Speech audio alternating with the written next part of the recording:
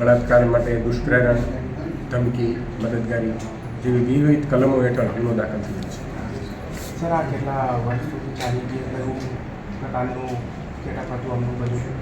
આ કામે જે ભોગ બનનાર છે તેમની સાથે આરોપી અશોક ચંદ્રકાંતભાઈ ઓઝાએ છેલ્લા 2 વર્ષથી તેમનો નગ્ન વિડીયો વાયરલ કરવાની ધમકી આપી અને બળાત્કાર સંભોગ કરેલ છે.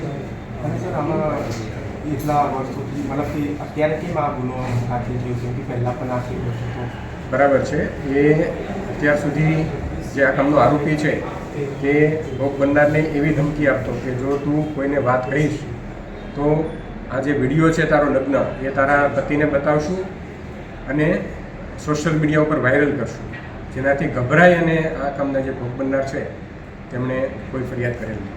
સર, આગળની પ્રક્રિયા કેવી રીતે થશે? પોલીસ આ કામે જે બાકીના 3 આરોપીઓ છે તેમના વિરુદ્ધ પણ પુરાવા એકત્ર કરી અને ધરપકડ કરવામાં આવશે.